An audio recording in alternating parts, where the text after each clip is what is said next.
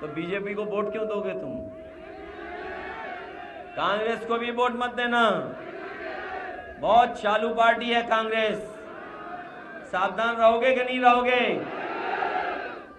कांग्रेस ने धोखा दे दिया, हमें पहचाना ही नहीं।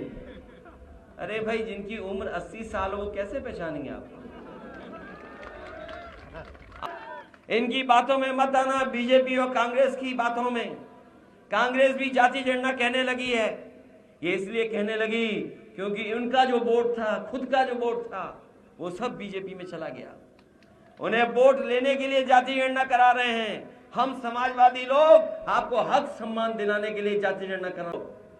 हिंदुस्तान टाइम्स का अंग्रेजी अखबार का एक कार्यक्रम था दिल्ली में, उसमें प्रधानमंत्री जी कह रहे हैं कि 13 करोड़ लोग गरीबी रेखा से बाहर हो गए हैं। अगर हम ये मान लें कि 13 करोड़ में 6 करोड़ मध्य प्रदेश के लोग हैं, तो केवल गरीब ये बचे हैं, बाकी सब अमीर हो गए हैं। बताओ आबादी क्या है मध्य प्रदेश की? 6-7 करोड़, 7 करोड़। तो इसका मतलब ये मान लें हम, अगर प्रधानमंत्री जी की बात मान लें हम, तो उन्होंने कहा कि 13 करोड़ लोग गरीबी रेखा से बाहर हैं। 13 करोड़ लोग, तो इसका मतलब मध्य प्रदेश के सब निकल गए गरीबी से बाहर। केवल समाजवादी सभा में जितने लोग दिखाई दे रहे हैं, यही सब गरीब हैं और कोई गरीब नहीं बचा। ये बात मानोगे क्या आप? और जिस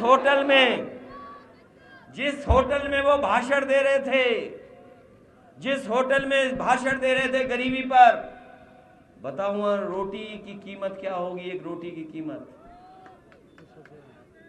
क्या आप कल्पना कर सकते हो? काली दाल एक प्लेट कितने रुपए की होगी उसमें? सोचो आप, जो कभी तड़के की दाल आप ढाबे पे खा लेते हो, जहां पर प्रधानमंत्री कह रहे थे कि 13 करोड़ गरीब गरीबी रेखा से बाहर हो गए हैं। बताओ तड़के वाली दाल कितने रुपए की होगी? जब मैंने उस होटल का गूगल करके मेनू कार्ड पढ़ा कि इसमें कीमत क्या है, तो जानते हो काली दाल एक प्लेट लोगे तो 1000 रुपए की पड़ेगी।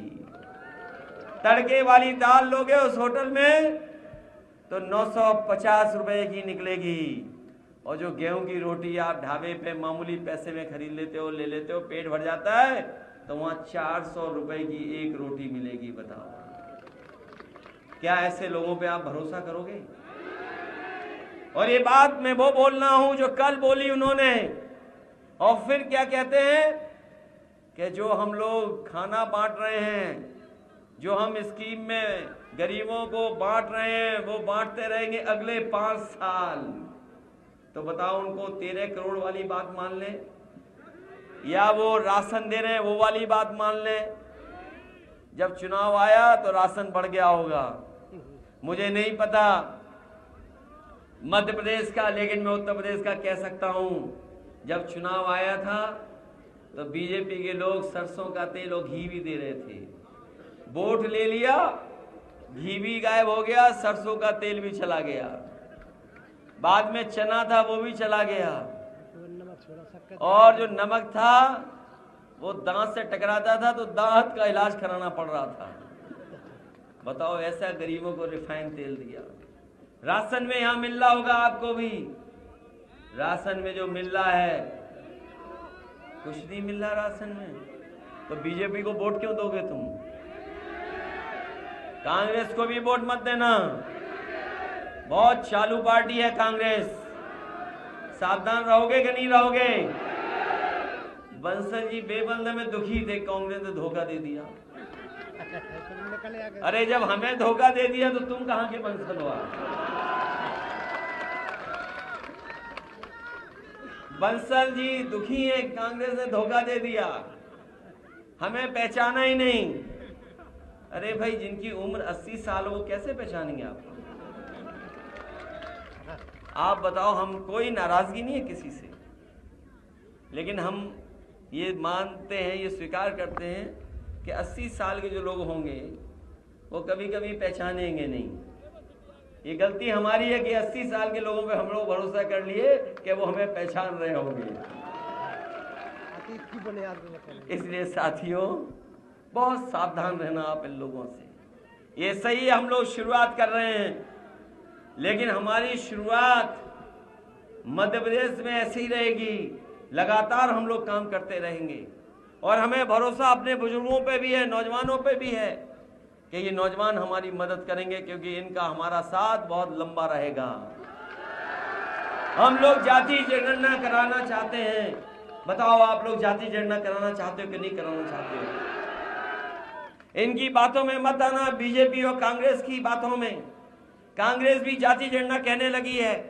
ये इसलिए कहने लगी क्योंकि उनका जो वोट था, खुद का जो वोट था, वो सब बीजेपी में चला गया। उन्हें वोट लेने के लिए जाति जनगणना करा रहे हैं। हम समाजवादी लोग आपको हक सम्मान दिलाने के लिए जाति जनगणना कराना चाहते हैं। आपको हक मिले, सम्मान मिले, और केवल 27% तक बात नहीं है। अगर बीजेपी के लोग आरक्षण की सीमा तोड़ सकते हैं तो हम आपको भरोसा दिलाते हैं, आज नहीं कल जब कभी हम लोग लड़ाई जीतेंगे। और मुझे पूरा भरोसा है 24 में उत्तर प्रदेश में लड़ाई समाजवादी लोग जीतने जा रहे हैं, और लड़ाई जीत करके देश में जाति जनगणना होगी। और जाति जनगणना के साथ साथ जो जितनी आबादी का है उसको उसी आबादी के हिसाब से हक सम्मान दिलाने का काम